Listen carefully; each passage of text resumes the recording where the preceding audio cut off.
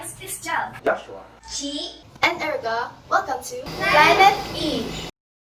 In this video, we are going to tackle the different natural disasters in the Philippines and how the government responded to such situations. Before that, you must know that weather refers to short-term atmospheric conditions, while climate is the weather of a specific region average over a long period of time.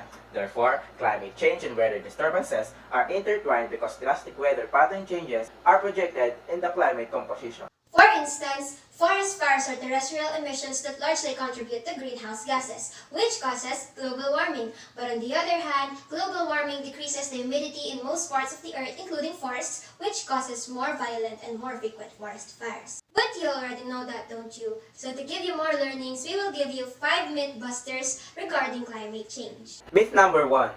The Earth's climate has always changed. This is true, but the rapid warming we're seeing now can't be explained by natural cycles. The kind of changes that would normally happen over hundreds of thousands of years are happening in decades, and they are anthropogenic. Myth number 2. Global warming isn't real, as it's still cold. Global warming not only makes heat waves and droughts more likely, but also causes changes to the severity of our natural climate systems. For examples, hurricanes and storms are becoming more intense, moving slower, and taking longer to die down. Myth number 3. Climate is unpredictable because weather is.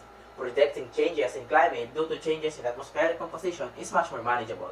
As an analogy, while it is impossible to predict the age at which any particular man will die, we can say with high confidence that the average age of death for men in industrialized countries is about 75. Myth number 4.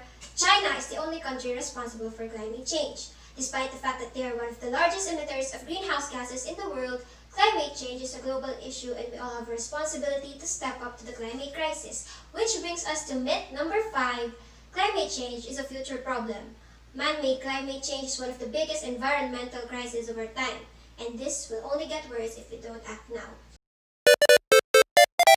Now that you're knowledgeable on weather and climate change, let us identify some of the natural disasters that occurred in the Philippines and on how the government managed the crisis. The Philippines has gone through several geological disasters, one of which is the 2019 Luzon earthquake. On the 22nd day of April 2019, a 6.1 magnitude earthquake struck the island of Luzon in the Philippines, leaving at least 18 dead, 3 missing, and injuring at least 256 others. Establishments such as the 4-story supermarket in Pora, the Bataan-Pampanga Boundary Arc, and the main terminal of the Clark International Airport, as well as some other churches in Lubao and Porac were destroyed. The Metro Manila Development Authority deployed buses and trucks to provide free rides to stranded passengers. Local search and rescue teams were also deployed in Pora to rescue those trapped by the supermarket collapse. DSWD has also provided nearly 190,000 worth of assistance. The Philippine Red Cross volunteers also assisted by providing ambulances and rescue equipment.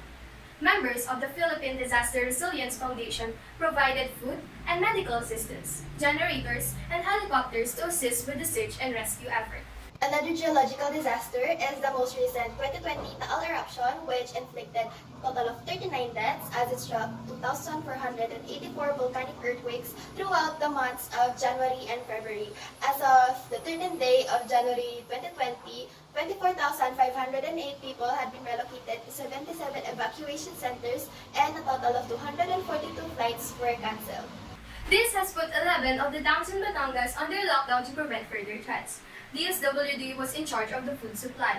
They established kitchens and supplied sacks of rice and assorted vegetables. DOH delivered public and medical health services, while DPWH and PNP dispatched vehicles for clearing and security operations. It may seem that everyone has played their roles in facing various natural disasters, but there are actions still needed to be implemented and improved. In fact, a consortium of international aid groups said disaster response in the country has improved, but there are gaps still needed to be filled. Provision for transitory shelters, funds for house reinforcements and operations are some of the cited areas to improve. The government must also take into account the vulnerabilities of the communities and the aggravating impacts of the disasters in order to address and eliminate it. That is it for this video. We hope you have learned a lot of things. See you on our next discussion. Keep safe and God bless. Bye! Bye.